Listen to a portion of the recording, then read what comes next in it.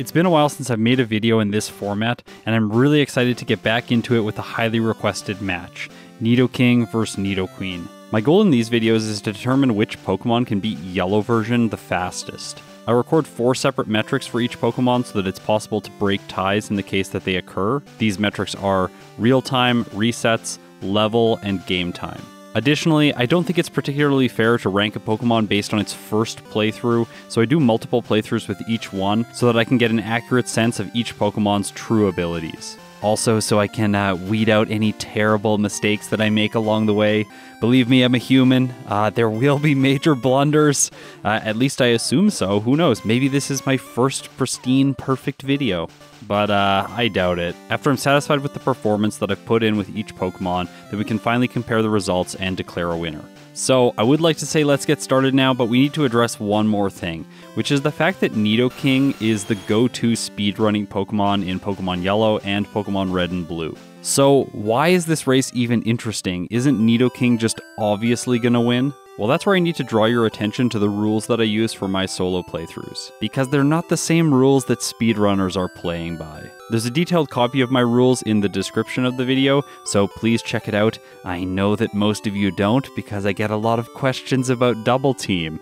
Anyways, in short, my rules are, I can only use my starter in battle, I can't use any items in battle except for Pokeballs to catch HM Mules, I can't use any glitches or exploits that break the game, I do allow myself to use the glitches that naturally occur in battles, as well as the Marowak skip because the Rocket Hideout is mostly just boring bloat. And finally, I don't allow myself to use the TM for Double Team before level 100, specifically because this move just makes the game very boring. And I care about all of you fine viewers, and I want this to be an engaging and interesting experience.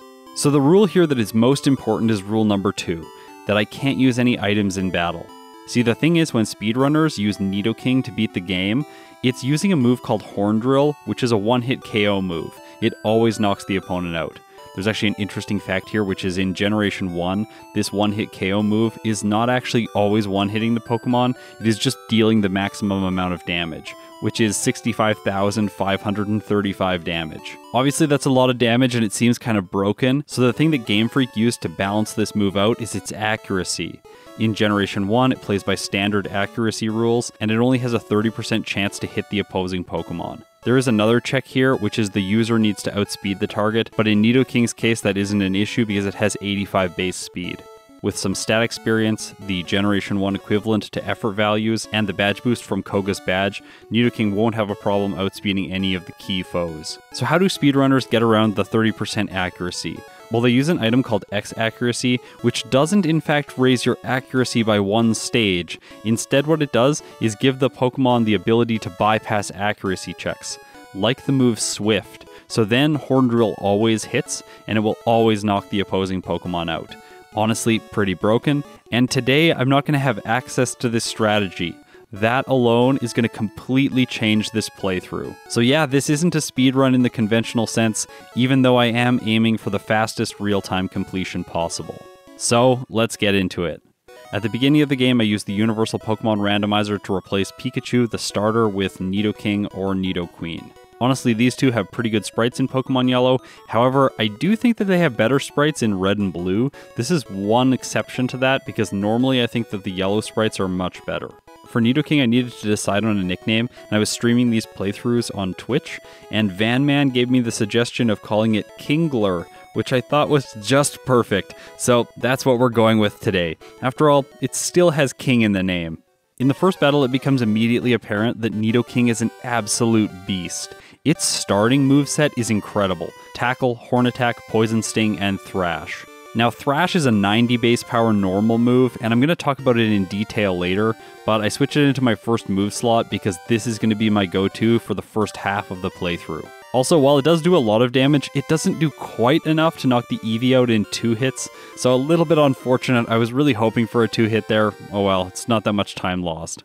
Now, as I start my journey with these Royal Pokemon, let's compare their stats. Honestly, at a cursory glance, none of their stats stick out, not in the way like Onix's defense sticks out or Electrode's speed sticks out. Nidoking overall is the more offensive Pokemon. It has 81 HP, 92 attack, 77 defense, 75 special, and 85 speed.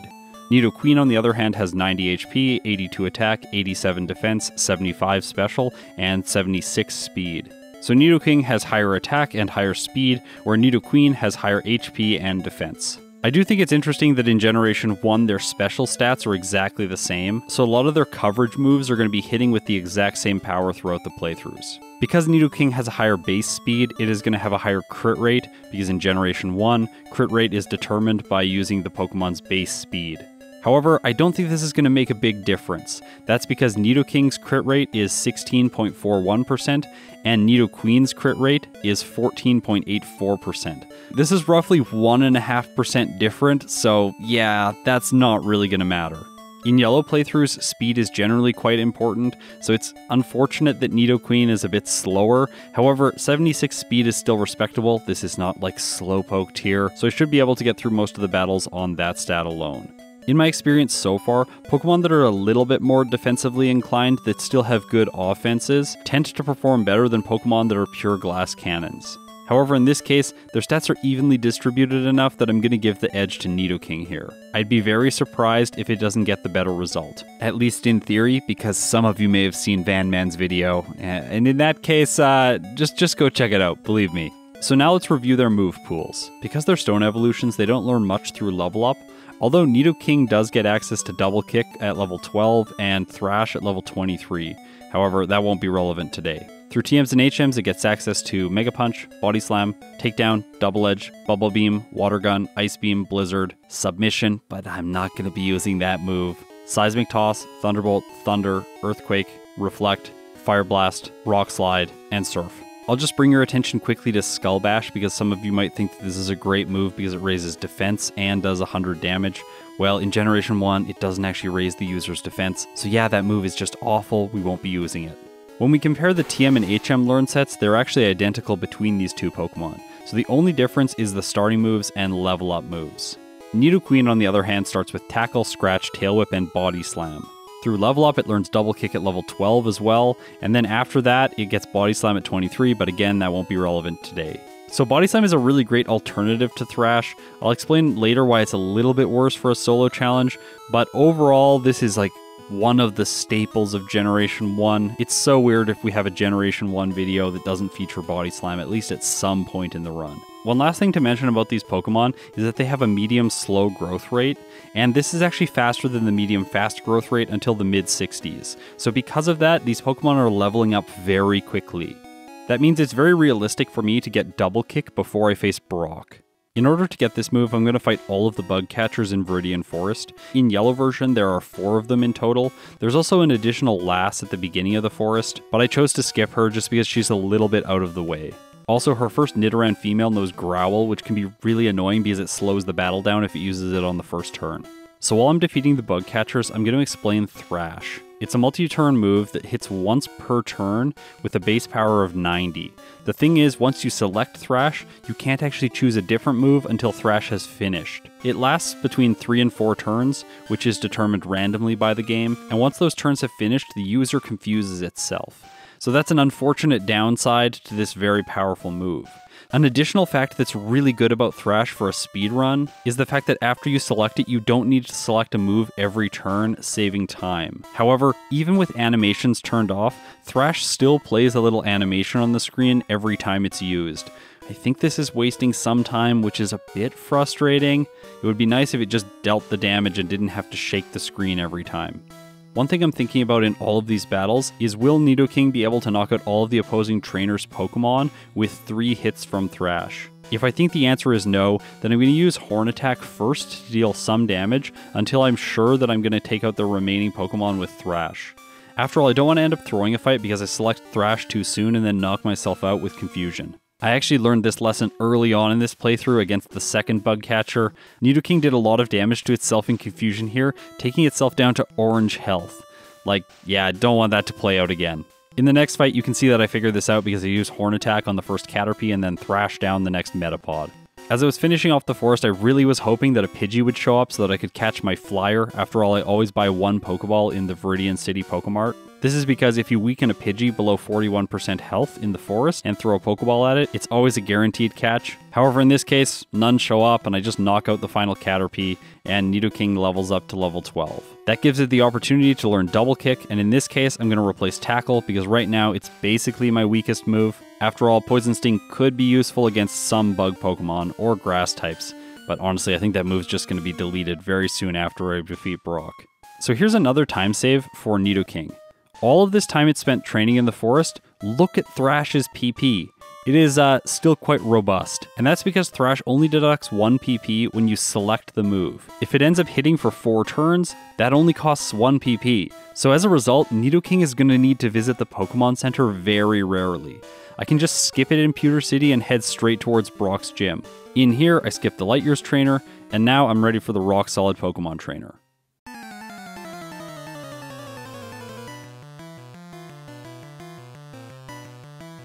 Geodude's first, and while it is a rock type with great defenses, I'm hoping that Double Kick is going to do enough. I use it, and it gets a critical hit, taking Geodude to half.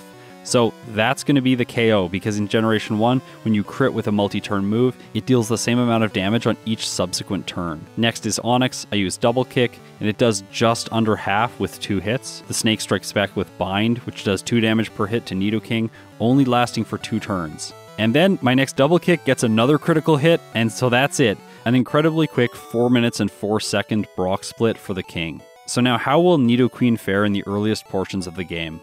Well, first I have to nickname it, and here I choose Macbeth after Lady Macbeth. After all, in this case, there is a plot to kill the King. Against Eevee in the first rival battle, I have to use Body Slam, which also takes 3 turns, so both of the Nidos are off to a similar start. In Viridian Mart, I purchased my typical items, which is 1 Pokeball, 1 Paralyze Heal, and 9 potions. In this case, 9 potions, not 8, because I don't need to buy antidotes. After all, these 2 Pokemon are both poison types. Because Nidoqueen is also a medium slow growth rate Pokemon, I can fight all the same trainers in Viridian Forest, and this will get me to level 12 after the final bug catcher so that I have Double Kick for Brock. However, I do want to mention here that Nidoqueen is feeling slightly more intuitive to play because it's easy to know that I should just be using Body Slam against all of these Pokemon. Like, there isn't any decision-making process to make here in any of the fights. Also, as a slight advantage for Nidoqueen, a Pidgey does end up showing up, so I'm able to catch it, and now I have my flyer for the rest of the playthrough. After I take out the final bug catcher, I level up to level 12, learn Double Kick in the place of Tail Whip, and then I proceed to Brock's gym directly without healing. I also skip the Light Years trainer, mirroring exactly what Nidoking did. Now, let's fight Brock. Unfortunately for Nidoqueen, it doesn't get a lucky critical hit against the Geodude, and that means it takes 2 turns to knock Brock's lead out. Next is Onix. Nidoqueen's doing a similar amount of damage that Nidoking did. Unfortunately, Brock's Onix's bind lasts longer, and then my second Double Kick doesn't get a critical hit either. Onix gets another bind in, wasting some time, and then Nidoqueen clocks in with a time of 4 minutes and 24 seconds. So that's 20 seconds behind Nidoking, and honestly it feels mostly like luck that Nidoqueen is underperforming, specifically just because of the critical hits. And right now that doesn't feel very good because Nidoqueen is really not going to be able to make up very much time here, and that's because it doesn't have the advantage of a move like Thrash to conserve its PP. Instead, Body Slam is going to deplete much faster, and I'm going to have to make more stops at the Pokemon Center as a result. So for Nidoqueen, after it defeats Brock, I go to the Pokemon Center to heal, and then I head out onto Route 3. Here I get quite a bit of momentum because Body Slam is one-hitting most of the Pokemon. Like, I know it didn't one-hit the first Caterpie, but it knocks out the Weedle, the next Caterpie. I'm able to knock out the following youngsters, Rattata and Ekans, both with Body Slam. So yeah, this is going like really quickly. I fight this lass, and she is faster to knock out than the bug catcher who has 4 Pokemon, even including the time that it takes to walk back to Pewter City. After that, I take out the last mandatory bug catcher, and unfortunately, I do need to stop by the Pokemon Center to replenish Body Slam's PP before I journey into Mount Moon. The first thing I do inside of the cave is pick up the TM to the left of the entrance. This is TM12, and it contains Water Gun, which is going to be my first special move to use with both of the Nidos. For Nidoqueen, I teach it in the place of Tackle, and then I continue through the cave. As I go, I bump into some Geodudes, and I think it just makes sense to knock them out with Water Gun. After all, they provide decent experience yields, and I'm already in the battle. Just before I head down the ladder to the next floor, there is a hiker that I want to fight, and I specifically fight him when I have a move that does 4 times damage to his Rock-type Pokemon. He's quick experience. After that, I pick up the Dome Fossil, which is the right choice, but the left fossil. With the Dark Lord on my side, Nidoqueen absolutely slams Jesse and James, forcing them to blast off. I am the truly evil character now. And then I proceed to Cerulean City. As this is my first playthrough, I'm really just feeling things out at this point, and my gut instinct here is that facing Misty is not a good idea with either of the Nidos. After all, they're both ground-type Pokemon, and Misty's Starmie can hit really hard with Bubble Beam. Plus, it has 56 speed, so Nidoqueen won't even be moving first against it. As a result, I pick up the rare candy, and then I go to face the rival on Nugget Bridge. He leads with Spearow. Now this thing can be scary because it can use Growl to lower a Pokemon's attack stat, and Body Slam doesn't get the KO, taking it to red health. However, it just uses Peck, dealing 7 damage to Nidoqueen, and then I knock it out. Next is Sandshrew. Now, I accidentally clicked too quickly here and used Body Slam against it. I wanted to be using Water Gun, however Body Slam still does half, it paralyzes Sandshrew. Unfortunately, that doesn't prevent it from moving, and it uses Sand Attack. But it misses, so that's convenient. Because Body Slam's dealing enough damage, I knock it out with that move next turn, minimizing the amount of time that I would need to switch to a different move, and then Rattata's next. This thing is pretty weak, so Body Slam just takes care of it in one hit, and then I Body Slam the following Eevee, which does get a Sand Attack in, and forces Nidoqueen to miss several times. Like, way too many. Actually, it just keeps missing. But in the end, the Eevee's weak, and it can't defeat me, so I knock it out and take the victory. However, here's the second time where I have to head back to the Poke Center to replenish PP, and I don't think that Nidoking is going to need to do that. So again, a small time loss for Nidoqueen here. On Nugget Bridge, I also usually have PP on my mind, because I want to get through this sequence of many trainers without having to head back to Cerulean City. And I think that Nidoqueen is going to be able to do this fairly easily, and that's because all 4 of its moves deal damage. Moves like Double Kick are great against the normal types here, Scratch is a good backup whenever I need to finish a Pokemon off that has red health, and Water Gun is good against Pokemon that have low special stats, like for instance the Geodude on this hiker's team. After I defeat him, I pick up the Elixir, and I can use it to replenish Body Slam's PP, ensuring that I make it through the rest of the route without having to heal. I save Bill from his freaky experiment, and then I head back to Cerulean City. Now at this point, I need to decide if I'm going to face Misty or head to the SS Anne next. Usually heading to the SS Anne can be really good if Misty has super effective damage against you, but in this case, I'm going to draw your attention to the fact that the Nidos do not learn Dig through TM. Obviously, Nidoqueen already has Body Slam, so going to the SS Anne isn't really going to improve its power other than leveling it up a couple times. In this case, I think it makes more sense to try Misty now, and hopefully the power of Body Slam will be enough to finish her off. After all, even with the additional levels, Nidoqueen isn't going to outspeed the Starmie. So, let's see how the fight goes.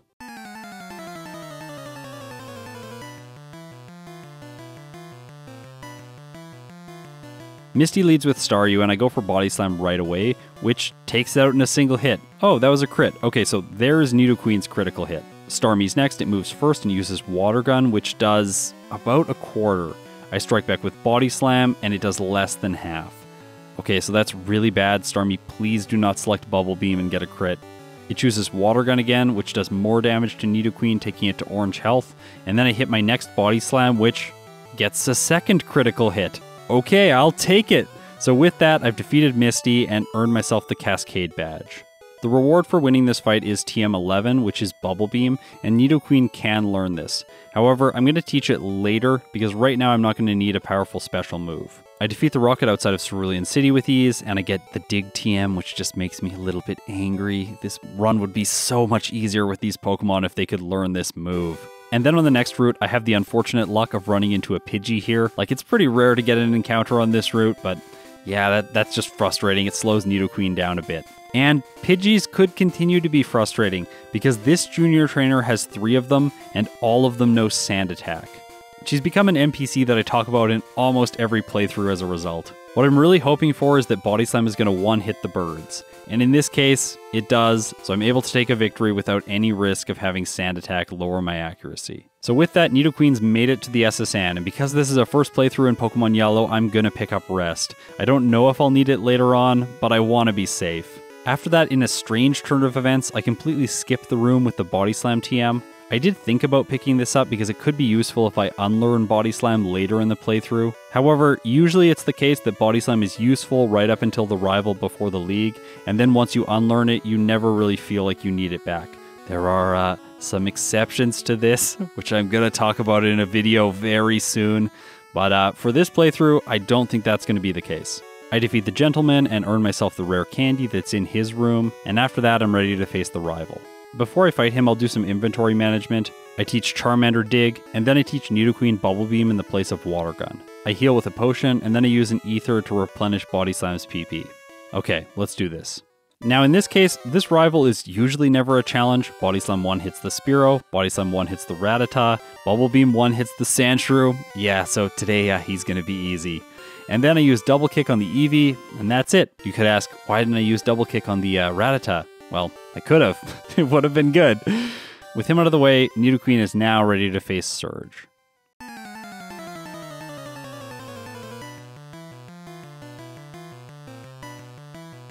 Raichu's first, and I really don't expect this battle to be much of a challenge because I am part ground type.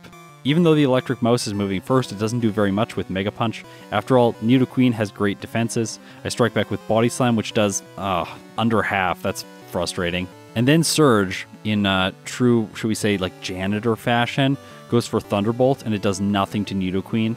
I strike back with Body Slam, it takes Raichu to red. He does manage to hit another Mega Punch, which doesn't even take me to orange health, and then I knock Raichu out. So yeah, fabulous performance. Nidoqueen clocks in with a time of 15 minutes and 21 seconds after the third gym leader.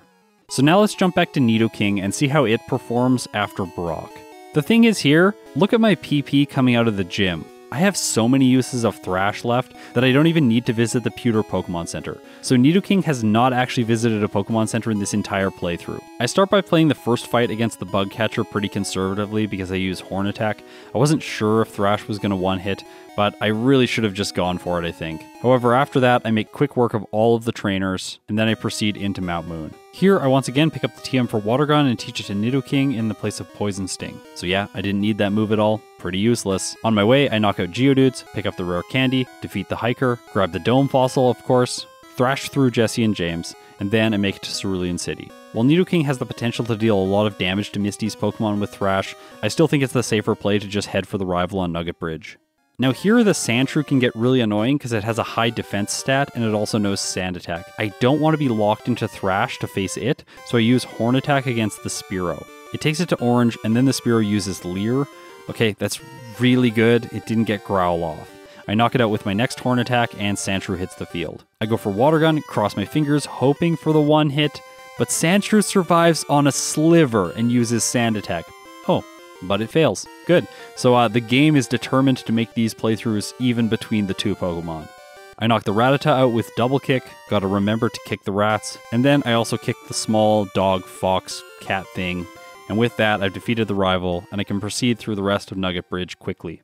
While I'm doing this, I'll just mention the fact that Nidoking didn't actually heal before Mount Moon, and it also didn't heal in Cerulean City. So to this point, it has not gone to the Pokemon Center once throughout the playthrough. I think that this is actually a record for the channel. Like, I've done a lot of playthroughs, and I'm not going to go and scrub through all of them to see when the first Pokemon Center was with each Pokemon, but I do think that this is a record for the channel. Making this even more impressive is the fact that after I defeat the Hiker, I don't even need to use the Elixir, and I'm still able to make it all the way to Bill's house without replenishing my PP. So while Thrash might not have the biggest PP in the game, in this case, it is really how the move uses it that matters. Mirroring Nidoqueen's approach, I decide that Nidoking should probably face Misty next. And at this point, I am actually going to heal in the Pokemon Center, specifically because I need to set my dig waypoint here, so that when I finish off Surge, I can dig back to Cerulean City. So yeah, I could have just used an Ether or Elixir to continue going, but then I wouldn't have been able to dig back, so this has to be the first heal. Misty leads with Staryu, and I was feeling pretty optimistic here, so I went with Thrash. It takes the Starfish out in a single hit, and then Misty sends in her ace, Starmie. Nidoking's continued thrashing does what looks like almost half to Starmie, like maybe that's half, but it doesn't quite look like it. Starmie strikes back with Bubble Beam, and it does so much damage, even without a critical hit.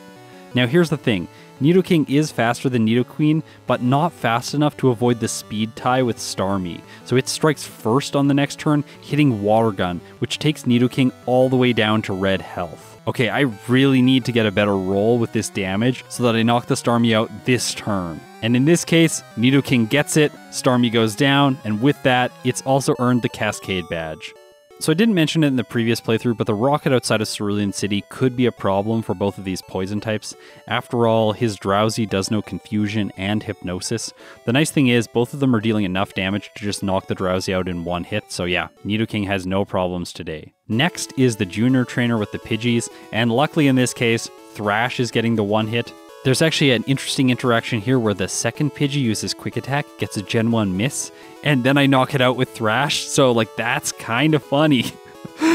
After that I knock out the third Pidgey and I'm moving on to the SSN. Because I'm being very conservative with this first playthrough, I head to the rest room, defeat the Sailor, and then pick up the TM for rest. Now here Nidoking has to make a stop that Nidoqueen didn't need to make, and that's to get the TM for Body Slam. Now here's my reasoning for why Nidoking should pick this TM up. After all, Thrash is very powerful, and you might think that I could just get through the playthrough with only that move. However, the appeal of Thrash is going to wear off in the mid-game. And that's because most of the opponent's teams start becoming bigger than 3 or more Pokemon. As a result, fighting say the rival in Sylph who has 5 team members is not going to feel very good when Thrash is my best go-to move.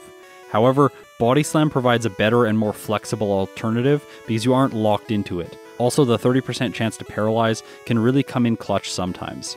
However, in this case, I'm just going to skip the inventory management before the rival because Thrash and Double Kick and Water Gun is going to be more than enough to defeat his entire team. In this case, I was feeling so confident that I just went for Thrash right away. It actually one-hits the Spearow, Rattata. It also even one-hits the Sandshrew. I get a 4th turn and I hit the Eevee, but it survives with red health. Nidoking confuses itself. I hit myself. Eevee uses Sand Attack.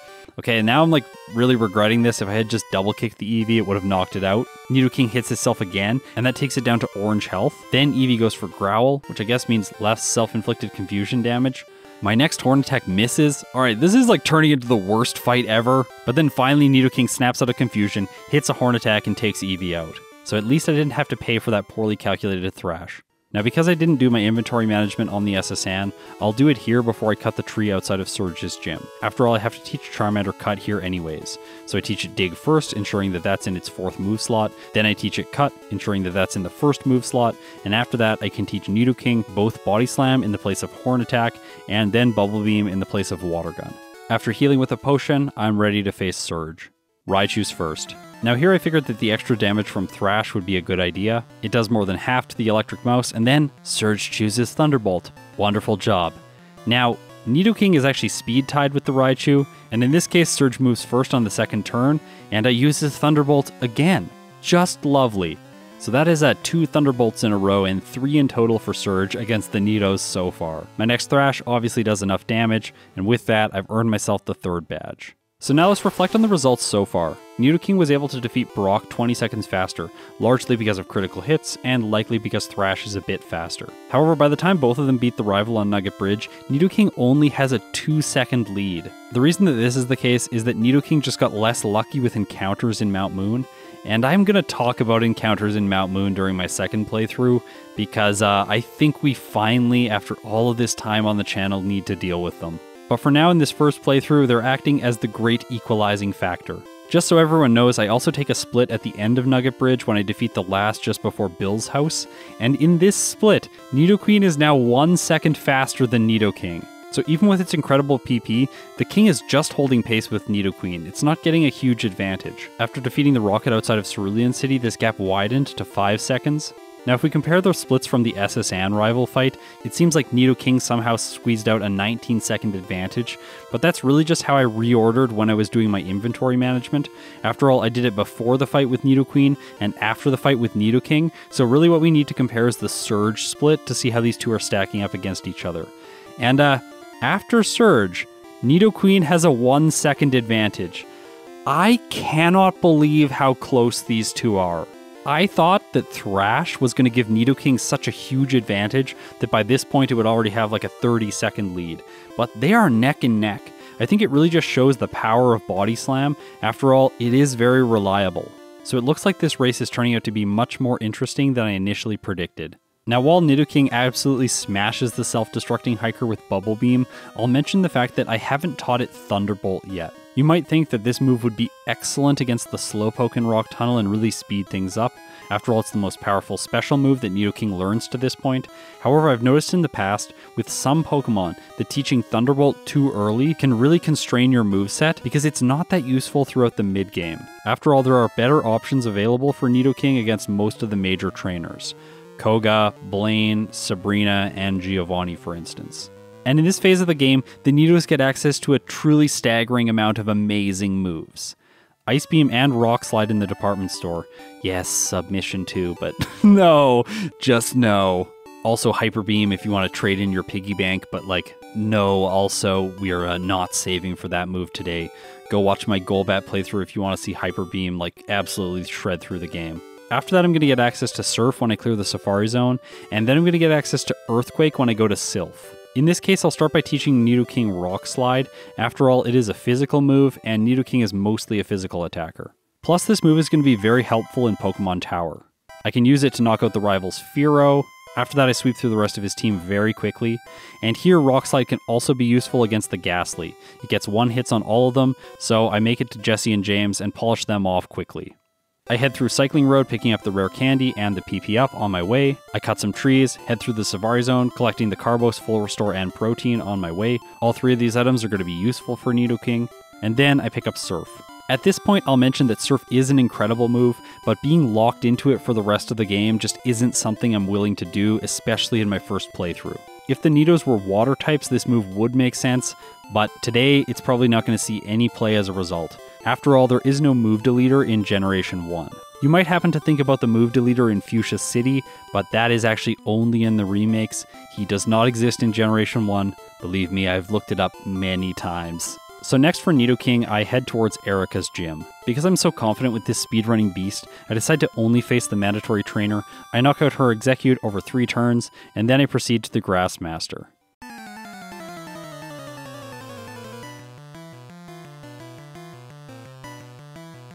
Tangela first, and here I really need to rely on the power of Body Slam. In this case, it's going to be a 3-hit, so I take some damage from Vine Whip and then Mega Drain before I knock it out.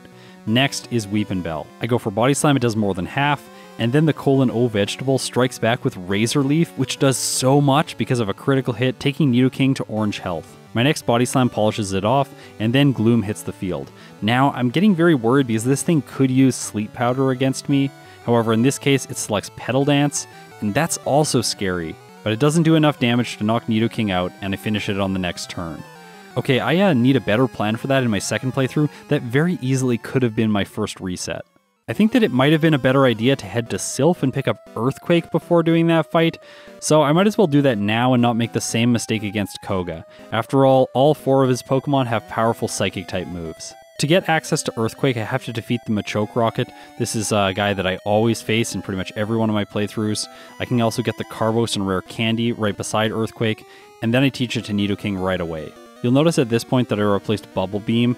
While recording this audio, I think it's very clear that I should have replaced Thrash. After all, that move really has served its purpose, and it's not going to be that useful anymore. Oh well, hopefully I won't need Bubble Beam for any important opponents in the future. Right? I head downstairs, pick up the Calcium, and then I defeat the Arbok Rocket with a single Earthquake. That allows me to collect the card key and then unlock the Protein that's right above it. Now since I'm here, I should try to face the rival. After all, if I can defeat him, then I'll avoid some backtracking time as a result. The rival leads with Sandslash. So yeah, Bubble Beam would have been useful right here. Maybe I should teach Ice Beam for this thing? I go for Earthquake instead. It does about half. Sandslash strikes with Swift, which does not very much. And then I use Earthquake for a second time, but it doesn't quite finish it off. That allows Sand Attack to hit, which is quite annoying, especially with Cloyster next. However, I have Rock Slide and it is super effective against this defensive beast. But unfortunately, rock moves do not have good accuracy, so I miss, and Cloyster takes Nidoking all the way down to 1 hit point. I miss another Rock Slide, and then finally when I hit my third one, it does uninspiring damage to Cloyster, and then it knocks me out with Clamp. Obviously, I should just be using Earthquake here because it has the same effective power. Okay, so I talked about delaying Thunderbolt. Well, it does not make sense to delay Thunderbolt anymore. I teach it in the place of Thrash, and then I try the rival again. This time I get a critical hit on the Sand Slash with Earthquake, taking it to red, but it still lands a Sand attack before I get my second Earthquake, which misses, and it gets another Sand attack. Just great. I knock it out and move on to the Cloyster. In this case, Thunderbolt gets a critical hit and takes it out in a single turn, and then I miss against the Magneton. But this thing really isn't scary because I'm a ground type. While I do miss one more time, my third Earthquake knocks it out. Now it's time for the Kadabra. Please, Earthquake, hit. I really don't want to get hit by a super effective Psybeam. In this case, Earthquake connects and knocks it out. Okay, so I'm actually going to make it through here.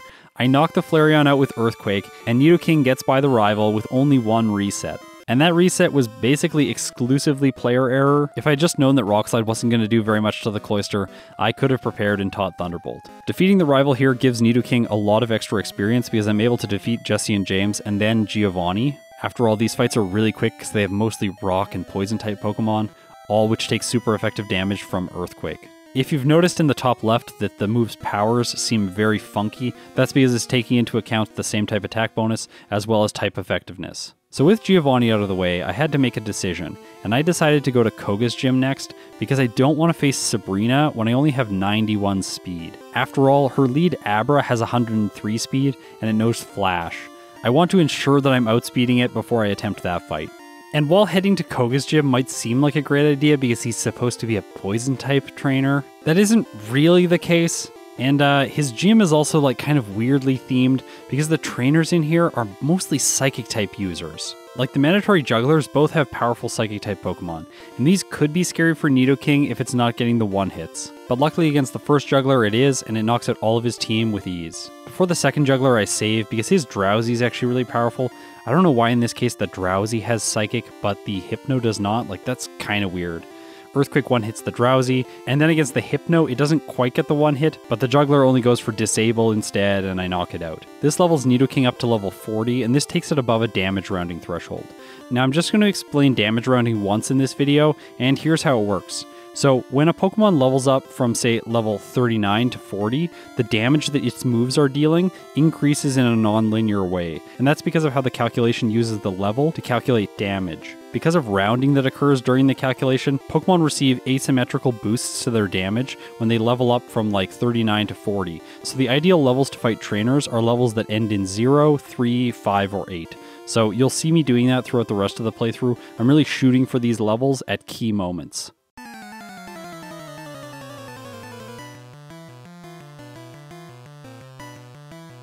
Okay, so it's time for Koga, and his dual types, Poison Bug, always confuse me. In this case, I accidentally used Rock Slide because I'm like, rock, gotta fight a bug, so like that makes sense. Unfortunately, it misses, and then Venonat puts Nidoking to sleep. Okay, so that's really annoying, but I'll wake up soon, right?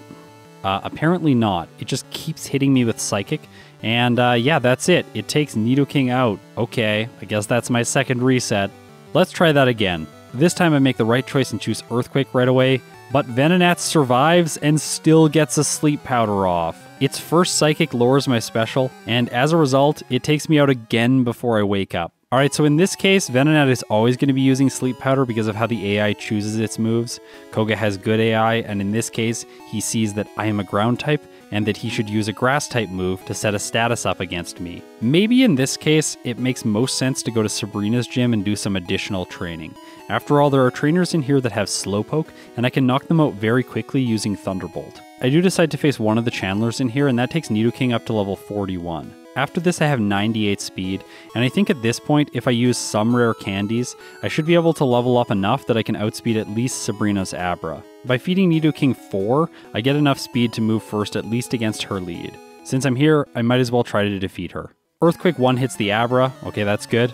Next is Kadabra, obviously it's going to move first against me, it uses Kinesis, but that doesn't cause Nidoking to miss, and so I knock her second Pokemon out. All that's left is her ace Alakazam. It moves first, and unfortunately it has a 1 in 4 chance to choose Psychic, but in this case it chooses it. It does so much damage, and Nidoking goes down.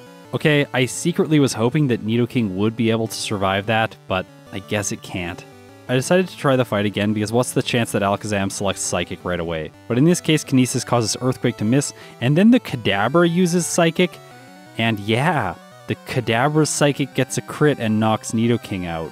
So with my tail between my legs, I head back to Fuchsia City to face Koga again. After all, I am level 45 now, so I should be able to do it. This time Earthquake 1 hits the first Venonat. It also 1 hits the second one, although it did get a critical hit there. And then I also 1 hit the third Venonat. Oh nice, another critical hit. Okay, it's time for the Venomoth. And this Psychic Flying Pokemon is going to be incredibly hard for Nidoking to stop. Also, Psychic Flying, that is my Twitter handle if you want to follow me over there. I go for Earthquake, and it does more than half, and then Venomoth strikes back with Leech Life. By the way, yes, in Generation 1, bug moves are super effective against poison types, so that's why he chose this move. Pretty weird. Anyways, I knock the Venomoth out on the next turn, and that's that. Koga is no more. So now let's go back to Nidoqueen after it defeated Surge. While I was explaining my splits last time, I failed to mention the Wrapping Lass, and I think she's pretty important to mention, especially with Nidoqueen. Just because Nidoking is more offensively oriented, I knew that it would one-hit the Oddish and allow it to get through without being paralyzed by Stun Spore. However, in this case, I don't know if that's the case with Nidoqueen. The reason I want to one-shot her first Oddish is the fact that after your speed is cut, you can't move first against the Bellsprout, and it can trap you endlessly with Wrap. That's where she got her name from, by the way. However, in this case, Nidoqueen's Body Slam is more than enough to finish off all of her Pokemon in a single hit. So now it's time for Rock Tunnel. And in this case with Nidoqueen, my moveset feels less constrained than it did with Nidoking. With Nidoking, I had both Body Slam and Thrash, which I wanted to preserve for later on in the game, but in this case, I don't really care about Double Kick. After all, I'm going to beat the self-destructing Hiker with Bubble Beam, so I feel like I can just teach Thunderbolt right away with Nidoqueen. As a result, I'm able to get through all of Rock Tunnel with ease and move on to Celadon City. In the department store, I sell all the items I don't need, and all of this doesn't get me very much money because I can only buy 2 vitamins. And because Koga and Sabrina are tough challenges with fast Pokemon, I'm gonna need a way to defeat them, and hopefully if I invest enough in speed, I'll be able to move first at least against Sabrina's lead. In Pokemon Tower, I teach Nidoqueen Rock Slide in the place of Double Kick. I'm able to finish off his team really quickly, and then polish off the Ghastly with the powerful Rock-type move. And from here, things are basically a repeat of Nidoking's playthrough, until I get back to Celadon City. Now at this moment, what you're probably thinking is oh, you played Nidoqueen second, so what you're obviously doing is just going to Sylph, and skipping Erica because you know that that's a tough battle. I kid you not, when I was playing these playthroughs, I did in fact play Nidoqueen second, and I told my stream chat that I'm going to play it in the same way that I played Nidoking, just so that the two were fair. However, I just forgot about Erica and went straight to Sylph. So yeah, whoops. There's actually footage to prove this later, I will show it, don't worry. I teach Nidoqueen Earthquake, grab the Calcium a few floors down, and then I defeat the Arbok trainer and prepare to fight the rival. The fact that Nidoqueen has had less useful moves up until this point means that there wasn't really a reason to get rid of Bubble Beam until this point. As a result, it makes sense to just replace it with Ice Beam. This is a typical play that I make at this stage of the game. With this powerful Ice-type move, I get a freeze on Sandslash and I knock it out without having my accuracy lowered. Then against Cloyster, I can obviously use Thunderbolt. However, I don't do enough to one-hit it, and it strikes back with Clamp. So yeah, that's the first reset for Nidoqueen as well. The exact same place that Nidoking got it. Okay, so let's try this again. I think I can do it. This time I one-shot the Sandslash with a critical hit from Ice Beam, and I move on to the Cloyster. Thunderbolt does more than half. Cloyster just uses Withdraw. After all, this is a Water-type move, so his good AI selects it. And then I finish the Shellfish off on the next turn. Magneton's next. Earthquake 1 hits. Got a critical hit, nice, just for style points there. But then Nidoqueen's lack of speed proves to be a liability, because this Kadabra has 84 speed, so it moves first, hitting Psybeam, which does so much because of a critical hit. So yeah, that's Nidoqueen's second reset. While I might have accidentally taken a much more efficient routing through the game, Nidoqueen isn't getting lucky against the rival here, and now I think I might need to train. So I knock out some trainers, going over the next damage rounding threshold to 35, and also opening the way to the healing room in Sylph. After replenishing my health and PP, I head back to the rival to see if the increase in damage will help. Unfortunately, Sandslash isn't a one-hit this time, but it doesn't use Sand Attack. Okay, that's good. Time for the Cloyster. I use Thunderbolt. Still no one-hit, obviously. And yeah, then it crits with Aurora Beam. Are you kidding me? So that's a third reset. Come on, I have to be able to get through this fight. I'll try it one more time. This time Cloyster hits with an Aurora Beam, and it takes Nidoqueen under half health. Ah, great. So I'm probably not going to survive the Kadabra now. At least the Magneton's an easy one-hit with Earthquake. Okay, please, Kadabra. It goes for Confusion. Alright, I guess that's better than Psybeam, but it still does massive damage. However, Nidoqueen survives on 1 hit point. Oh my gosh, I cannot believe it. I knock the Kadabra out with Earthquake, and I move on to the Flareon. Okay, so Earthquake, please get this done. It does, and with that, I finally defeated the rival in Sylph. That gives Nidoqueen access to a lot more experience through the fights with Jesse and James and Giovanni, and after that, I head back to Koga's gym. See, now you can see that I'm forgetting Erica, because I didn't go back to Erica's gym to get experience. I'm just like, no, Koga is clearly the next trainer that I have to fight. After defeating the Juggler, Nidoqueen hasn't quite leveled up. That puts it well into the experience range to get level 40, so I fight the other trainer as well, taking it all the way up to level 40 before I face Koga. Okay, please, I really hope these psychic-wielding bug types do not mess me up. I go for Earthquake on the first Venonat, and yeah, it doesn't KO, so he gets a chance to use Sleep Powder, but luckily it misses and I finish it off. Okay, the second Venonat doesn't know Sleep Powder, so that's good. While I can't take it out, I only take a little bit of damage before I move on. Okay, so since the third Venonat is going to be a 2-hit no matter what I do, I'm going to use Ice Beam first turn just in case it freezes. However, it doesn't, and as a result, it gets to use Psychic a lot and take Nidoqueen out. Alright, so it's time to use Rare Candies. I'll use 5 of them to go over 2 damage rounding thresholds, and hopefully that'll give me the damage I need to at least one-shot some of the Venonats. In this case, I get the one-shot on the first one, but not the second one, so it hits Psychic. I really should have used Ice Beam on the third one, but in this case, it's better that I just used Earthquake because I get a critical hit and knock it out in a single hit. Next is Venomoth. It uses Leech Life first turn, doing very little. My Earthquake takes it under half, and then it uses Psychic, which finishes Nidoqueen. Okay, so this is not going well. I tried to fight one more time just in case, and I actually managed to get back to the Venomoth with full health. Okay, so it goes for Leech Life. I do more than half, and then it uses Psychic, but I have enough health now, so I survive, and I take it out. Alright, so that's not confidence inspiring. I will have to have a better plan for Koga in my next run. And with him out of the way, I do my typical action of heading to the Warden's house to pick up the rare candy, because this is what I always do after Koga, by the way. It saves one trip with Fly to do it in this order, and this is the moment where I realize that I haven't yet beat Erica, because I can't use Strength outside of battle. So yeah, I guess I'm heading back to Celadon City to take care of her. Because my level is so high, I just fight the one mandatory trainer in her gym. Unfortunately, the first Execute uses Hypnosis, wasting some of my time before I finally knock it out. Okay, now let's sweep Erica. Ice Beam one-shots the Tangela, one-shots the Weepinbell, and also one-shots the Gloom. So that's that. So now let's check in with the results from the next splits.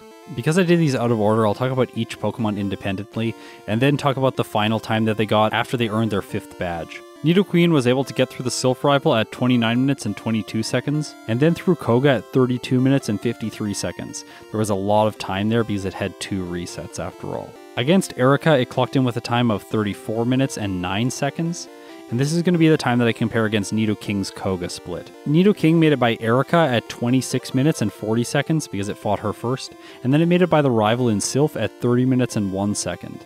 However, it took much longer to defeat Koga, especially because I went to Sabrina's gym and tried her first as well. So when it finally beat Koga, it had a time of 35 minutes and 31 seconds. So comparing these splits, it's clear that Nidoqueen now has a lead, but I think that's largely because of the mistakes that I was making with Nidoking during the midsection of the game. After all, this is why I do multiple playthroughs, because we have to account for human error in some way. However, one advantage that Nidoking has is that it's going to be able to defeat gym leaders in quite quick succession from now on. I did decide to face Sabrina here, and in my chat, people were mentioning that I should probably go to Blaine next, but I was already half the way to Sabrina by the time they mentioned it, and I think I'm going to be able to defeat her because now I am outspeeding the Kadabra. Because of that, I'm able to make it to the Alakazam with full health. Unfortunately, because it moves first, Sabrina's able to use an X-Defend, and then I hit with Earthquake, which doesn't knock it out. However, then Alakazam chooses Psywave. So yeah, I've won. After that, I dig out of the gym, head to Pallet Town, and surf to Cinnabar Island. After journeying through Pokemon Mansion and obtaining the secret key, I now have access to Blaine's gym. Now in here, I have to make a decision. Do I fight the trainers, or do I just skip them? In some playthroughs with weak Pokemon, especially when you have a type advantage against Fire, it makes sense to fight these trainers, but right now I think it makes sense for Nidoking to skip them. So let's face Blaine.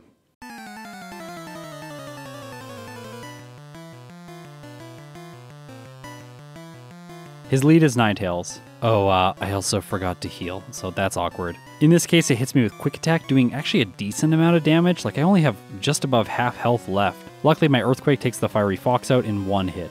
Next is Rapidash. Despite it being a rapid Pokemon that apparently likes to dash, it isn't faster than my Nidoking, and I'm able to knock it out with one hit. Okay, time for Arcanine, and this is his most physically defensive Pokemon. I go for Earthquake, it doesn't get the one hit, and Arcanine uses Fire Blast. In this case, ground doesn't resist fire, so it does a lot of damage, but Nidoking survives. It does burn me, but I don't need the damage, so I knock the Arcanine out on the next turn. That's that. With Blaine's badge, Nidoking has now earned itself all of the badges that give badge boosts. And there's only one gym leader next, and it's Giovanni. If you don't know, in yellow version, he's much more powerful than he is in red and blue, and I'm a bit worried about this one, especially because Nidoking's speed currently doesn't allow it to outspeed his first Pokemon, Dugtrio. By the way, it has 133 speed. After I finish off the 2 mandatory trainers in his gym, I haven't quite leveled up to 48, which is the damage rounding threshold, so I decide to fight one optional trainer just to get me this level. That gives Nidoking 130 speed, so I'm going to need rare candies to move first against the Dugtrio. Now here I want to mention that the stat calculation also suffers from some rounding problems like damage. So when I level Nidoking up to level 49 with rare candy, it gains 2 speed. But then when I level it up from 49 to 50, it gains 4 speed. This means it's faster now than both the Dugtrio and the Persian. I outspeed Giovanni's entire team. With that, I'm confident. Let's do this.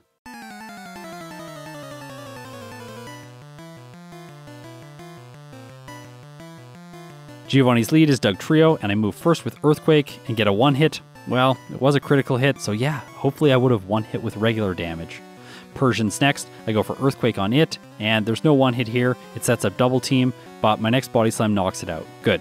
Okay, please let me get a 1-hit against the Nidoqueen. I really don't want to get hit by an Earthquake. In this case, I take it out, and I move on to the Nidoking. It has less physical defense, so I'm gonna 1-hit it for sure, and that leads me to the Rhydon.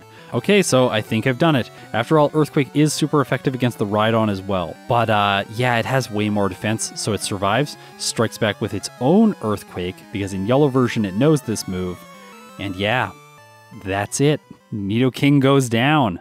So there is an answer to this problem. I can fly to Celadon Department and buy the TM for Reflect, which is TM33 by the way. TM32 is Double Team, which I am not allowed to use. After that I head up to the 5th floor and buy Nidoking some extra protein. After all, it can receive 3 right now.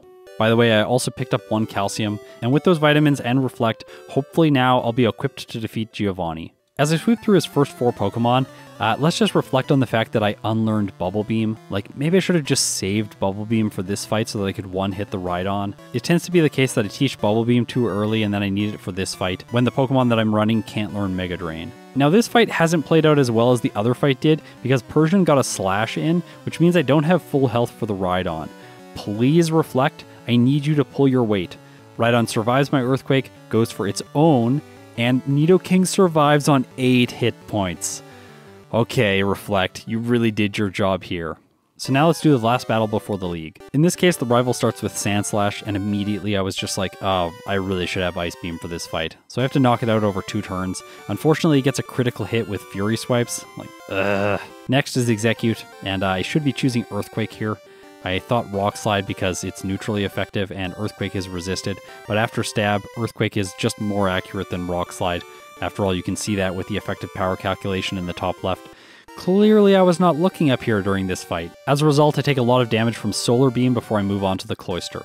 Luckily, Thunderbolt's a 1-hit, and now I think I've got it, because Earthquake's super effective against the Magneton, it deals physical damage to the Kadabra, and it's super effective against the Flareon.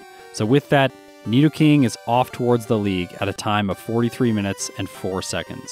While this isn't a performance similar to a Pokemon like Gengar, it is a very good result for this portion of the game. But how will Nidoqueen deal with the late stages of the game? Well, up next for her is Sabrina. Nidoking was only able to be successful in this fight once it had 120 speed, and Nidoqueen now has that amount too. That means it's going to outspeed her 2 first Pokemon, it one-shots the Abra with Earthquake, and then one-shots the Kadabra with Earthquake too. Okay, it's time for the Alakazam. It moves first using Psywave, which does about a third, and then I strike back with Earthquake, which in this case doesn't get the KO. Alright.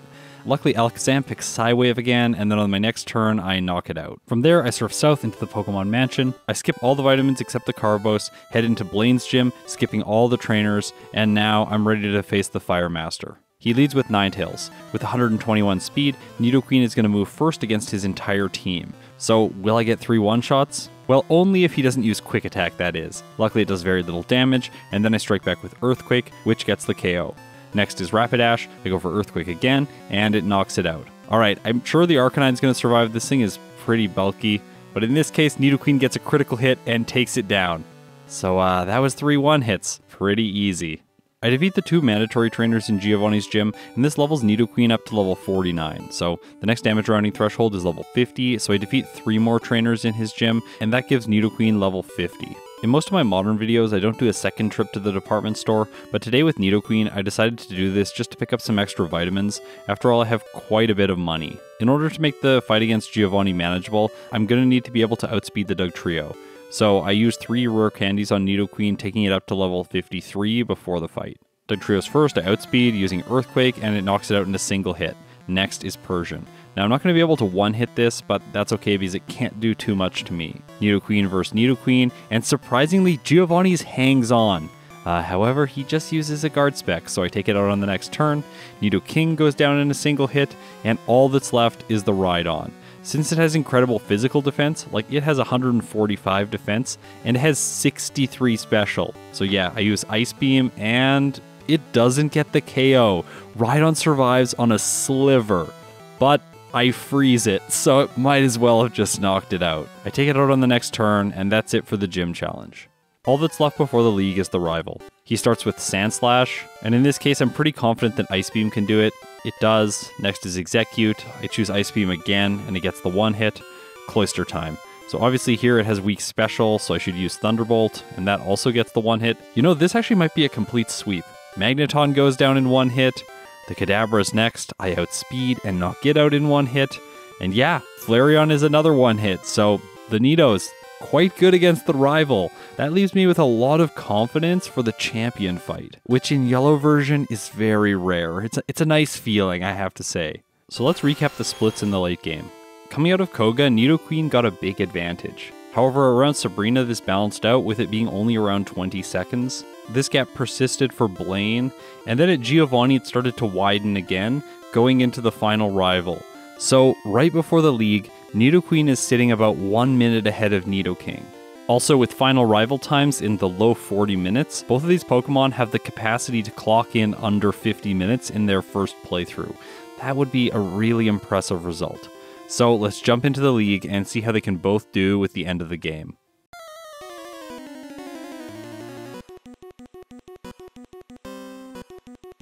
Lorelai's first, and her lead is Dugong.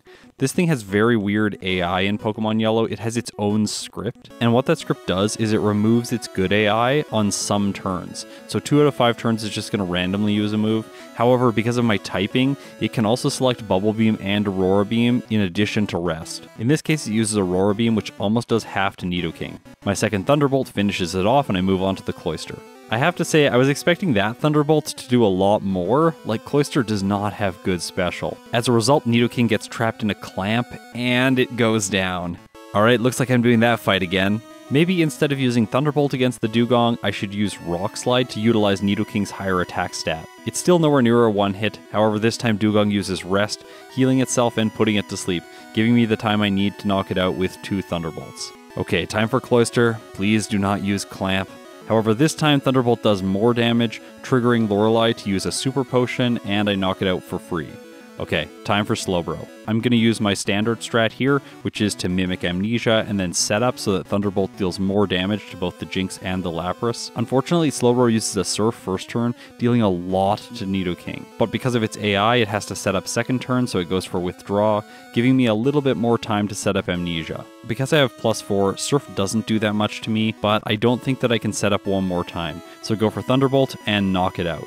Next is Jinx, I take it down with Rock Slide, and last is Lapras. Since I've set up my special so high, it makes sense to go for Thunderbolt here, and it gets the 1-hit. So, Nidoking's moving on to guess who? The Hiker. And yeah, I don't really have a powerful special attack or a special stat in this game, but that doesn't matter because Earthquake is more than enough to knock out his Pokemon. Well, I guess not the Hitmonchan. It could have frozen me, but in this case, it's actually the only Pokemon in the game that can both freeze you and then thaw you with a fire move, because it could freeze with Ice Punch and thaw with Fire Punch. But that doesn't happen today. I just sweep through his team, taking some damage on the way. Actually, a decent amount from the Machamp, but nowhere close to enough, so that's a victory. Next is Agatha, and her final Gengar has 146 speed, and I have 149. So Nidoking's moving first, and it has ground moves. So, what do you expect? First Gengar goes down. I miss Rock Slide on the Golbat, but it goes for Toxic against my Poison type. Perfect play. I miss another Rock Slide. Golbat uses Leech Life. Yeah, it is super effective, but it doesn't do very much. My third Rock Slide hits and it doesn't get the KO. Like, should probably just be using Thunderbolt here because it's more reliable. I zap the Golbat out of the skies and I move on to the Haunter. Obviously Earthquake 1 hits. The Arbok is no different, and that leads to Agatha's Ace Gengar. I go for Earthquake here, and yeah, I get a critical hit, so that's it. Agatha was extremely easy, as she usually is when you have Earthquake. But now it's time for Lance. Could he stop Nidoking? Well, the Gyarados certainly won't because I knock it out with 4 times damage from Thunderbolt. Also for this fight, I've taught Nidoking Ice Beam in the place of Mimic. That means I won't have to Mimic it from the second Dragonair, and as a result, I won't have a chance of being frozen in the process. Also, it means that I can just one-hit both of the Dragonairs. Okay, time for Aerodactyl. In this case, it's moving faster. This is actually the fastest Pokemon in the game, and it has 7 more speed than Nidoking. So it moves first using Hyper Beam, which does about a third, and then my Ice Beam doesn't quite polish it off. But since it has to recharge, I take it out on the next turn. All that's left is Dragonite. I move first, hit with Ice Beam, and in a surprising event, it survives. It strikes back with Blizzard, but Nidoking survives, isn't frozen, and finishes it. Okay, I did not expect that Dragonite to survive. That was very surprising. Nidoking finishes the Elite Four at 49 minutes and 35 seconds. So that was a pretty dominant performance for the King. Will Nidoqueen be able to maintain her advantage? Let's see. First is Lorelei. I get hit by an Aurora Beam, and it actually lowers Nidoqueen's attack stat. In this case, I think that's actually okay because I don't have Rock Slide, so I'm not using any physical moves for this fight. Pretty much just Thunderbolt spam. Because in this case, I haven't taught Mimic. I figured that holding onto Body Slam might be a better idea at this point in the game, just in case I need to use Body Slam to cause paralysis on a tricky foe like maybe the champion's Alakazam or Lance's Gyarados in the case that Thunderbolt isn't getting the one-hits. I get a bit lucky in this fight because I one-shot the Slowbro with Thunderbolt. Then Jinx survives Earthquake and hits an Ice Punch, but it doesn't freeze and I knock it out. Okay, I only have orange health left for the Lapras. I'm really not confident now. I go for Thunderbolt, it does less than half, and Lapras knocks Nidoqueen out with a critical hit from Hydro Pump. Okay, Nidoking also got a reset here, so it's even so far. So for the next fight, I really thought about Body Slam, and it doesn't make sense to try and keep it. I think the Mimic strats are much better for this fight. However, I get clamped by the Cloyster, and I arrive at the Slowbro with low health. As a result, it goes for Surf first turn and knocks Nidoqueen out. Well, that's disappointing, but the next fight isn't because I get through the Cloyster with full health. I move on to the Slowbro and Mimic Amnesia. It goes for Psychic first turn, Withdraw second turn, and then Surf on the third turn, but I'm so set up at this point that it does very little. I finish my setup off, going to +6, and then I knock it out with Thunderbolt. Next is Jinx. I want to use another special move here, so I go for Thunderbolt and knock it out. Last is Lapras, and of course, Thunderbolt knocks it out. In this case, since I've had Ice Beam this entire time, the Hiker is much easier for Nidoqueen. Once again, the Hitmonchan does survive. I get a bit lazy against the Onix. I'm just like, I'll just keep using Earthquake. Like, it doesn't even matter. Machamp, in this case, uses an X-Defend and then Strength. Imagine this game if Strength was a fighting type move. Like, fighting types might actually be okay in that case, because they would have a 100% accurate 80 base power move that they could use. However, the way the game stands, Low Kick is just the best fighting type move that you have access to. Agatha's next. Now, Nidoqueen has the speed it needs to outspeed all of her Pokemon, so in this case I take a quick and easy sweep with some confusion shenanigans thrown in there by the Golbat. It's time for Lance, and I'm feeling very confident. Thunderbolt gets the one hit, but then against the first Dragonair, I don't one hit. Lance uses a Hyper Potion to heal it, and then I get to roll Ice Beam damage again. Once again, it doesn't get the one hit. Dragonair goes for Hyper Beam, which does very little, and then I finish it off. Okay, so I could be frozen by the second Dragonair if it uses its own Ice Beam. However, in this case, I roll better damage and take it out in one hit. Aerodactyl hits with Swift, and then my Ice Beam connects, knocking it out in a single hit, and all that's left is Dragonite. But once again, it survives my Ice Beam. So I really need to bring Blizzard into this fight just so that I get the guaranteed KOs. It strikes back with its own Blizzard, but Nidoqueen survives, there's no freeze, and I finish it off. Nidoqueen's defeated Lance with a time of 48 minutes and 29 seconds. So it has maintained its lead of a minute. But the champion could change all of this. Let's see how Nidoking does against him.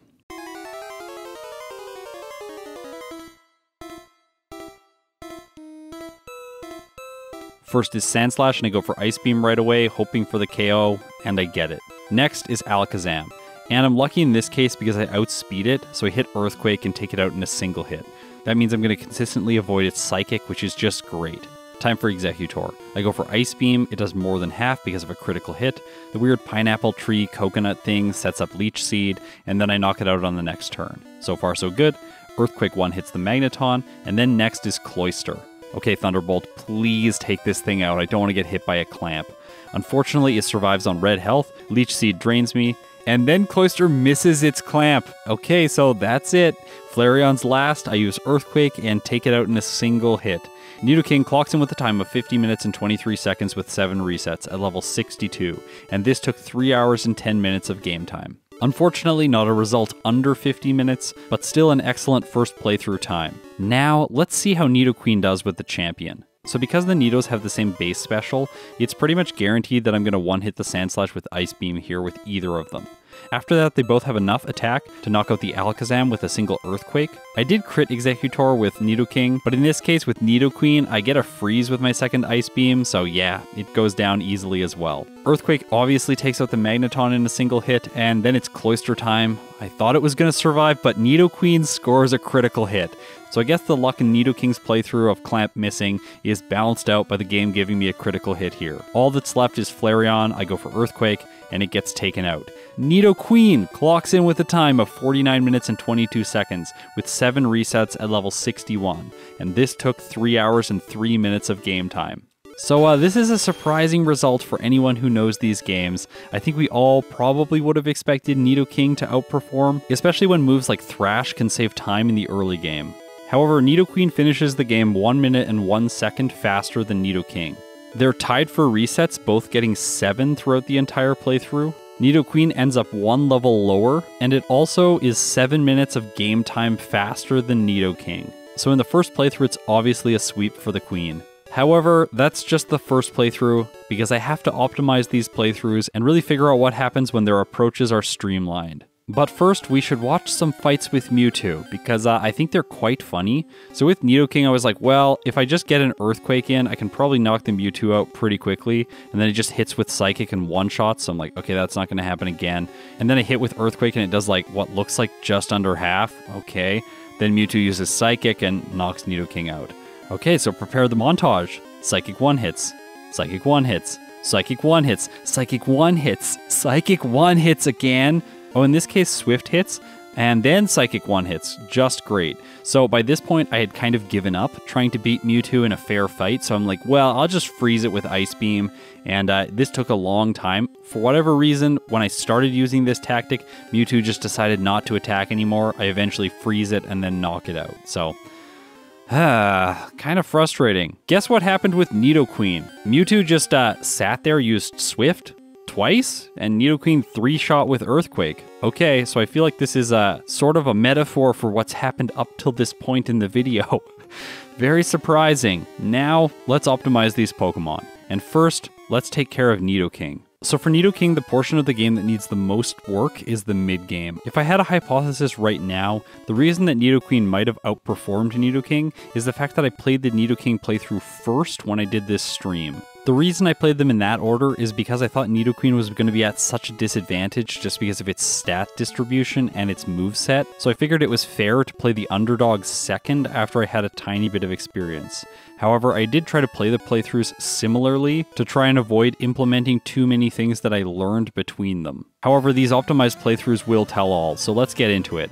I defeat Brock in the same way that I did before, leveling up to level 12 before him and then using Double Kick to take out his rock types. After that, in Mount Moon, I grabbed the Water Gun TM because I think this is still very useful, and here I'm going to defeat 2 optional trainers. First the Super Nerd, and then the Hiker. That gives some quick experience before the rival on Nugget Bridge. Here, because I have Double Kick, Horn Attack, Thrash, Water Gun, like all great moves, I'm able to get through his team with ease. And then before I face Misty, I fight 2 optional Hikers to give myself a little bit more experience. This is so after Nidoking defeats the junior trainer in Misty's gym, it's at level 25 over the next damage rounding threshold. What this gives is a guaranteed 1 hit with Thrash on Staryu and a 99% chance to hit on the Starmie.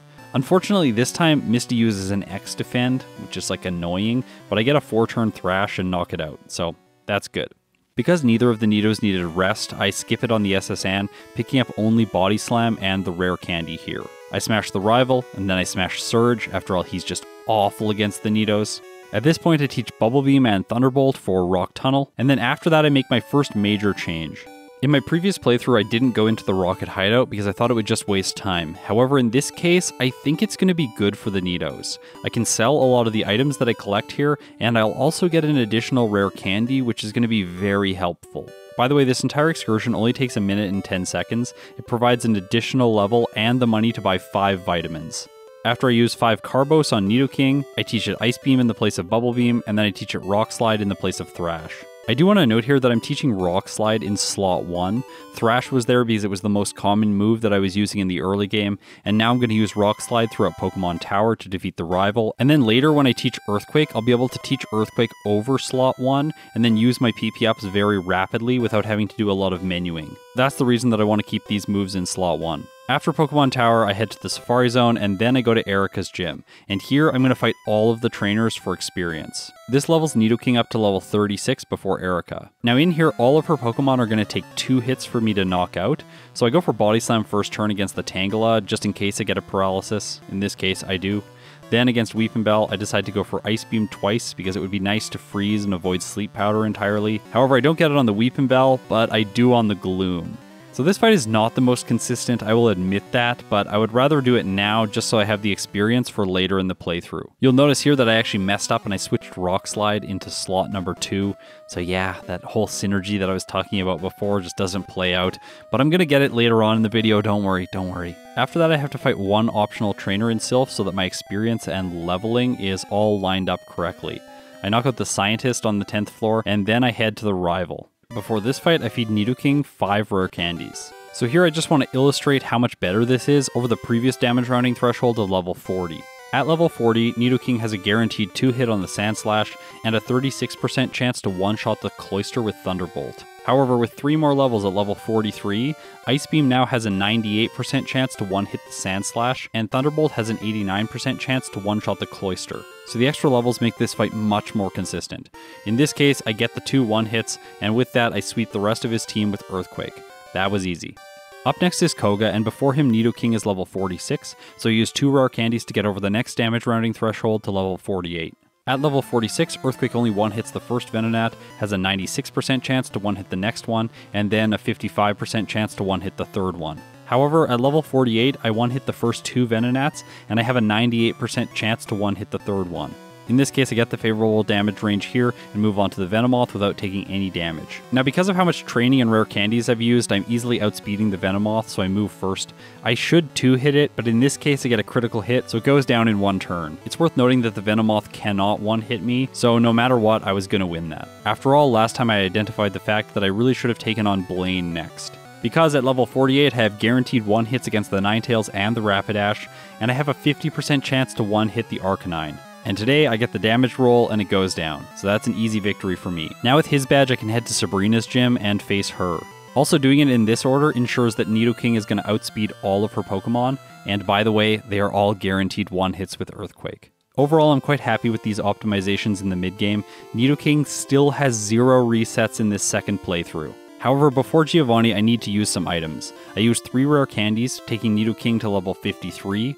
That's so that it gets the guaranteed 1-hit on the Nidoqueen. Prior to level 53, it had about a 66% chance to 1-hit. And then I teach Nidoking Blizzard in the place of Body Slam, because I want to retain Ice Beam for its accuracy, and I want Blizzard so that I can 1-hit the Rhydon. After all, Ice Beam and Earthquake are only going to 1-hit there if they get critical hits. So with this planning, I should be able to sweep his entire team. The only Pokemon that actually can survive is the Persian.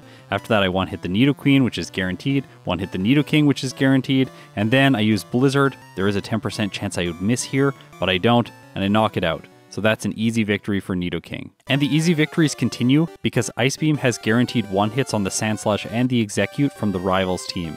After that, I have a guaranteed one-hit with Thunderbolt on the Cloyster, and then Earthquake one-hits his remaining 3 Pokemon. So yeah, that's another easy victory. I can see why speedrunners love this thing. For Lorelei, I give up Ice Beam for Mimic. This way I can steal Slowbro's Amnesia, and the unfortunate thing here is that this fight isn't consistent. I do need to be able to get set up, and sometimes the Slowbro can knock me out in the process.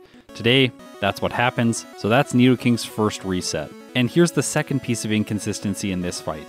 The Cloyster is not a guaranteed one-hit with Thunderbolt. I'd actually need a critical hit for that to happen. In this case, it traps me in a massive clamp, and that's it again. So that's the second reset. However, in the next fight, I am able to squeeze by and get set up with Amnesia, and then knock the Slowbro out. After that, the Jinx is a guaranteed one-hit with Earthquake, and then I one-hit the Lapras with Thunderbolt.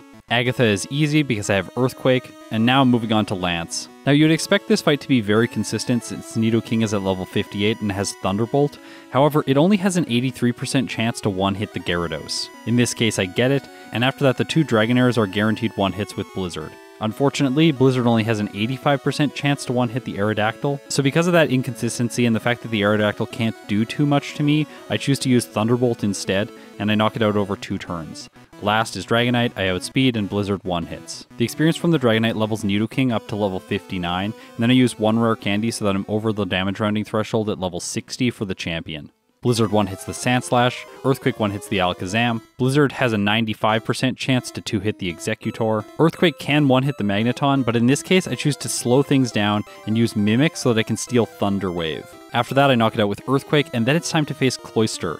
Now, I stole Thunder Wave just so that I could paralyze this thing. The reason is because of Clamp, and Clamp is dealing between 21% damage to 25% damage against Nidoking.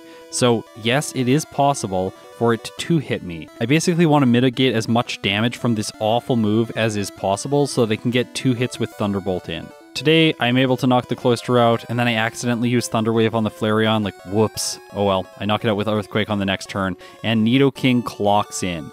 It gets a time of 41 minutes and 54 seconds with 2 resets at level 61, and this took 2 hours and 43 minutes of game time. Honestly, these are exceptional results. This isn't as fast as Gengar, it is slower by about 3 minutes, but this is the second fastest time that I've achieved yet on the channel. So how does Nidoqueen compare? I leave the early game unchanged, defeating Brock with Double Kick, and then I do the same training that I did with Nidoking in Mount Moon. After I defeat the rival on Nugget Bridge, I also do the same optional training before Bill's house. This gives Nidoqueen level 25 before Misty, and this is quite important. The reason is that I want a guaranteed one-hit with Body Slam on the Staryu, and then I want to be able to 2-hit the Starmie with Body Slam. However, even at level 25, there's only a 40% chance for this to happen. As you can see, because the Starmie is outspeeding Nidoqueen, which wasn't an issue for Nidoking, it can get damage in before I deal my damage, and in this case, I get a lucky critical hit which finishes the Starmie off. If I didn't get that, this would have been the first reset. While today that didn't happen and I didn't have to waste any time, I do think that Nidoking is stronger in this split, just specifically because of the fact that it can outspeed Starmie at a lower level, and the fact that Thrash is dealing more damage and requires less input. On the SSN for Nidoqueen, I do pick up Body Slam, and I really only do that because I want to sell the TM later on, and I also want the experience from that trainer. It's going to give me some important outspeeds later in the future. By the way, I did skip Rest, and then I defeat the rival. After that, I have to face Surge. Obviously, he's a complete joke. I defeat him on my first attempt without taking any damage, and then I head to Celadon City. And here, I just want to mention the fact that these two Pokemon are so similar. Like, really what it feels like routing them and optimizing these playthroughs is that Nidoqueen is just a worse version of Nidoking. In the initial playthrough, I think it did quite well because it's a little bit bulkier and I played it second. However, now that I'm routing and playing my second playthrough, I can really feel the disadvantage that Nidoqueen has. At most major hurdles, it just doesn't quite have enough damage or enough speed to get through as easily. And this is going to make it so that it needs more levels at most important trainers throughout the remainder of the game. Or it's just going to have to go into those fights and gamble at a lower level, which, if you know me, I do not like things that are inconsistent. After finishing the Rocket Hideout, I buy 5 Carbos, and then I do the same move management that I did with Nidoking. So at this point, my moveset is Body Slam, Thunderbolt, Rock Slide, and Ice Beam. I defeat the rival in Pokemon Tower, head to the Safari Zone, and then I go to Erica's gym where again, like Nidoking, I fight all of the trainers here. And because these Pokemon have the same growth rate, I'm the same level for Erica. And remember I said that was inconsistent with Nidoking? Yeah, it's inconsistent with Nidoqueen as well, because I don't one-shot the Weepin' Bell, and as a result I get put to sleep, and it finishes me with Razor Leaf. So like, that's a really frustrating reset. In the next fight, I do manage to take her out. I did get a freeze on the Gloom, which is not very nice. So that fight alone is making me think that maybe, just maybe, I need to work out this mid-game a little bit better. After that, I head to Sylph and face the rival here after feeding Nidoqueen 5 rare candies, taking it to level 43. So again, this is basically a mirror of Nidoking's playthrough, just I have less good damage ranges in all of the key fights. However, that isn't important in this rival fight specifically, because the 2 Pokemon that are actually rolls are the Sandslash and the Cloyster, and I'm using special moves against them, so both Nidoqueen and Nidoking have the exact same damage ranges, because they share the same base special stat. While the rest of this fight plays out, I do want to mention that I tried to think about the game through Nidoqueen's perspective. Like, is there any battles where the extra defense and the extra HP allows me to get through at a lower level? And the only thing I could come up with was maybe Giovanni, but in that case, not really, because I take super effective damage from all of his hits. So the only circumstance that the extra defense and HP would help in would be where I have to 2-hit one of his Pokemon, and I can tank 1 hit from Earthquake, let's say, in order to do that. So let's move on to Koga, and here we can really start seeing the cracks in Nidoqueen's play start to emerge. With Nidoking, it had guaranteed 1-hits on the first 2 Venonats, and then a 97% chance to 1-hit the 3rd Venonat.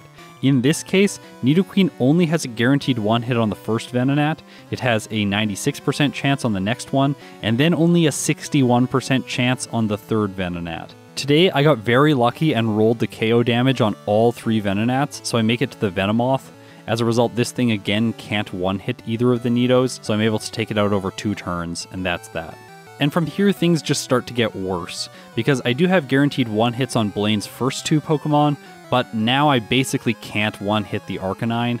I only will if I get a critical hit, whereas Nidoking had the chance just to roll that damage. Against Sabrina, it's a similar story. I get guaranteed 1-hits on the Abra and the Kadabra, but the Alakazam is only an 87% chance to 1-hit. And I also think it's worth noting that here, Nidoqueen can't outspeed the Alakazam. Today I get lucky and I knock it out, and so I'm moving on to Giovanni, the final gym leader. Before him, I take the same approach that I did with Nidoking and feed Nidoqueen 3 rare candies. That will give it the outspeed on the rest of his team, however, there's a chink in the armor here again, and that's the fact that Nidoqueen cannot get a guaranteed 1-hit against Giovanni's Nidoqueen. It has a 76% chance to 1-hit. And that's quite bad in this fight because Persian's always going to survive, it does for both of the Nidos, and in this case it uses Slash, dealing about a third to me before I knock it out. So now if I don't get the 1-hit on the Nidoqueen, it could use Earthquake and knock me out because the maximum on its damage range is about 66%. However, in this case, I get a critical hit and take Nidoqueen out, so that's really lucky. I have a guaranteed Oko on the Nidoking, and last is Rhydon, and here I have to roll for Blizzard, but I get it, and it goes down. So while Nidoqueen did make it through that entire portion of the game without any resets on the trainers where it has different ranges, it just clearly doesn't have the same level of raw performance that Nidoking does.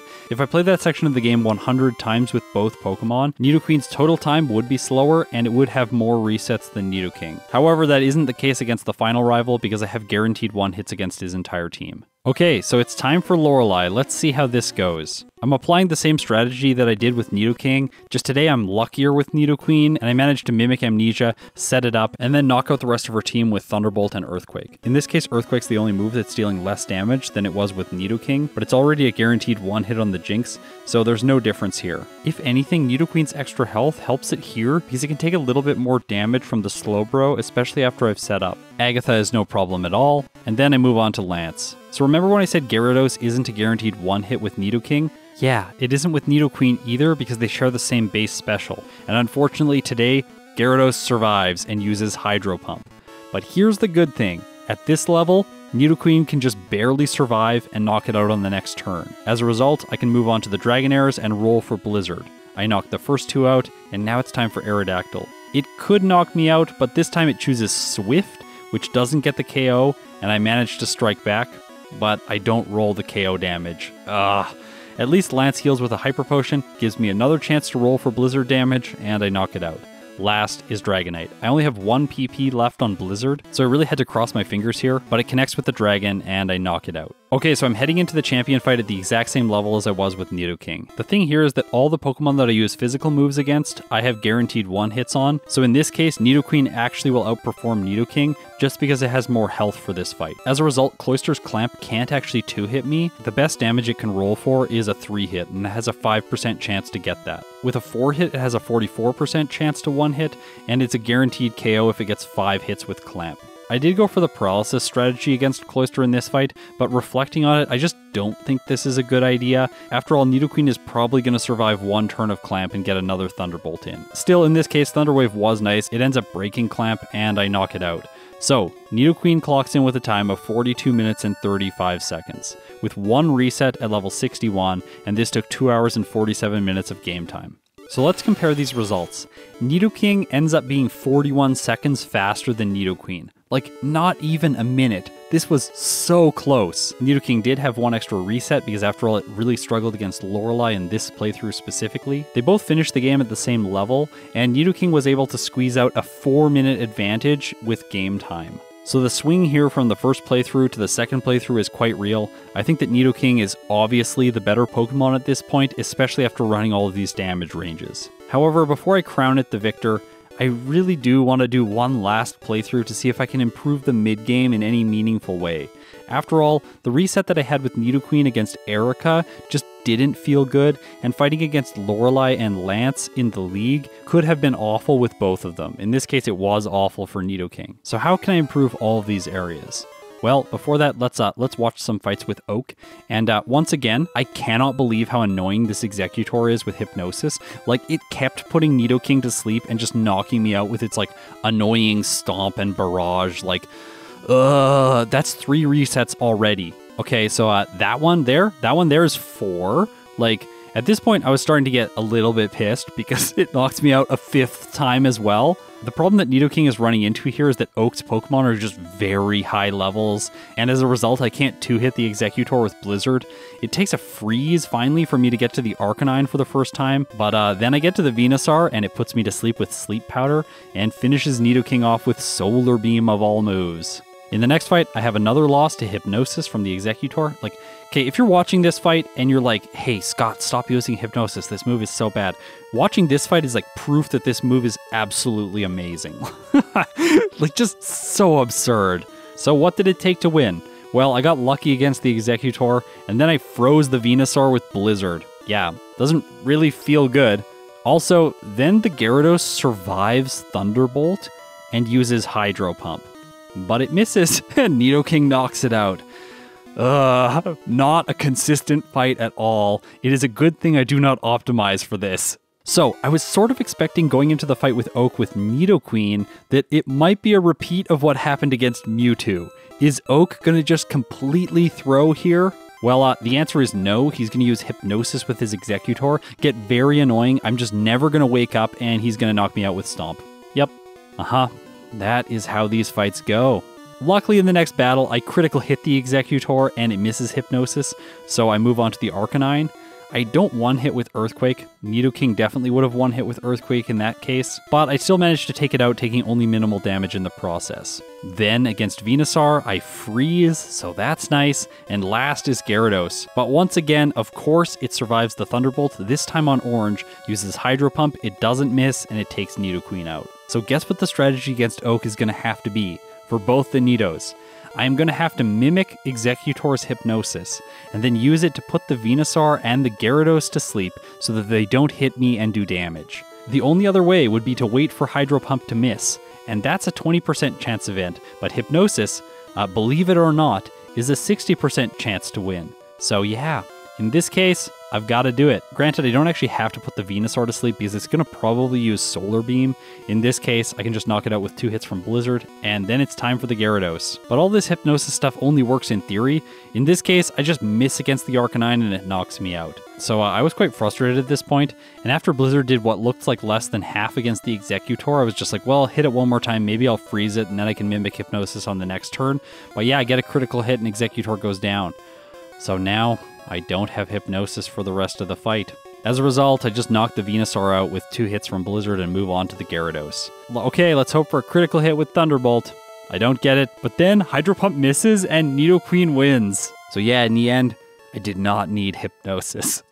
So now let's optimize the mid-game. And before we do that, I really want to mention something. I actually applied this to my second playthroughs, the one that I already clocked in with, but I'm going to be applying this to all second playthroughs now from here on out. For certain areas, I will be turning off wild encounters if the Pokemon is not going to fight any of those wild encounters for experience. So in this case, for these 2 Pokemon, I turn off wild encounters on Route 1 and in Mount Moon. The reason that I'm doing this in follow-up playthroughs is so that RNG doesn't influence the time. After all, if Nidoqueen got 15 wild encounters in Mount Moon and Nidoking got through with 4, it would be a dramatically different time between the 2, and then the final comparison at the end wouldn't be scientific enough. So yeah, just for second playthroughs, I will be doing that in the future. Now the first major hurdle that I want to solve in these playthroughs is Erica. So let's jump forward to Celadon City. I realized in my last Nidoking playthrough that I'm not really having problems outspeeding any of the important Pokemon. So instead of buying Carbos, I can buy Protein and boost Nidoking's attack stat. After that, I teach it the moves it needs, and then I proceed with the playthrough. Now, I change up my ordering here.